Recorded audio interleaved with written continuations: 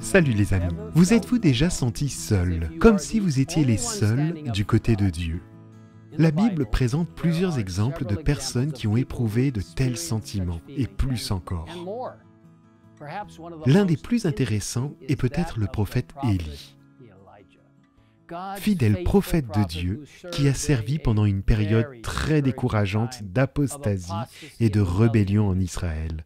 Le roi Akab était sur le trône avec sa méchante femme Jézabel à ses côtés.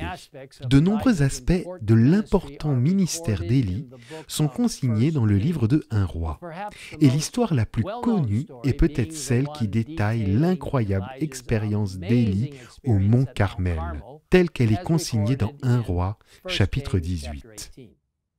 Je suis sûr que vous connaissez l'histoire d'Élie, qui a ordonné à tout Israël de se rassembler au sommet du mont où il serait témoin d'une démonstration miraculeuse de la puissance de Dieu dans l'épreuve de force entre Baal et Yahvé.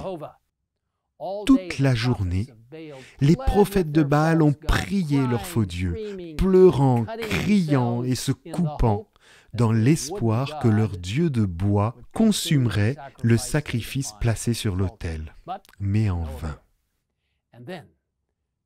Et puis il y avait Élie, se tenant courageusement seul du côté du vrai Dieu, Yahvé. Le profond livre, Prophètes et Rois, nous en donne une image très claire. Face au roi, au faux prophète, entouré par une foule d'Israélites, Élie apparaît alors. C'est le seul de sa nation qui ose se dresser pour venger l'honneur de son Dieu. Celui que tout le royaume a accablé du poids de la malédiction se trouve maintenant devant cette assemblée, sans défense apparente, en présence du monarque d'Israël, des prophètes de Baal, des hommes de guerre. L'histoire continue avec Élie, qui s'adresse au peuple en criant « Jusqu'à quand aurez-vous un comportement boiteux? Si c'est l'Éternel qui est Dieu, suivez-le. Si c'est Baal, suivez-le. » Le peuple ne répondit rien. Apparemment, personne n'était prêt à se ranger du côté d'Élie pour reconnaître le seul vrai Dieu. Il était seul. Et pourtant, il n'était pas vraiment seul.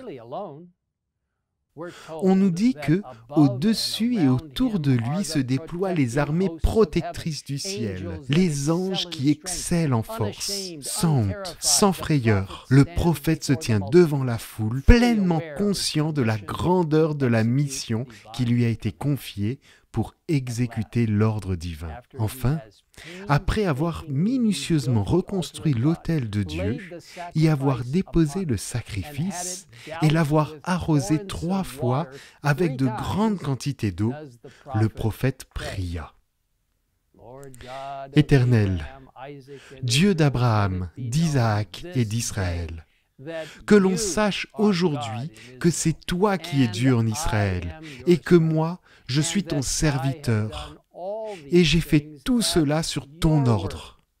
Réponds-moi, Éternel, réponds-moi, afin que ce peuple reconnaisse que c'est toi, Éternel, qui es Dieu, que c'est toi qui ramènes leur cœur vers toi. »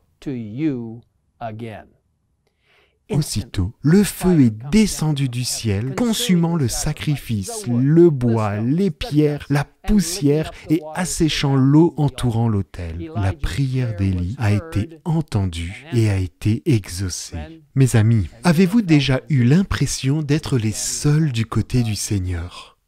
Soyez assurés que, même si cela ne semble pas être le cas, vous n'êtes pas seuls. Dieu est avec vous.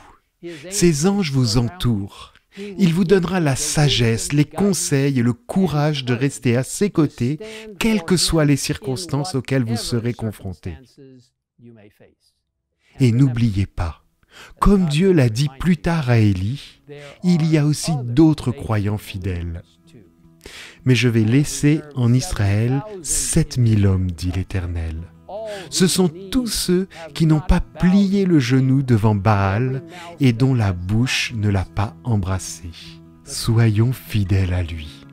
Partout où il nous appelle à aller, sachant que celui qui vous appelle est fidèle, c'est aussi lui qui le fera. Prions ensemble. Père Céleste, merci pour la merveilleuse expérience d'Élie, pour nous avoir montré comment nous pouvons nous tenir fidèlement à tes côtés, alors que nous te faisons entièrement confiance. Seigneur, bénis tous ceux qui ont besoin d'une attention particulière et d'encouragement, du soutien de la puissance du ciel. Aide-nous à réaliser que, peu importe ce que tu nous demandes de faire ou la solitude que nous ressentons lorsque nous nous tenons à tes côtés, tu es avec nous.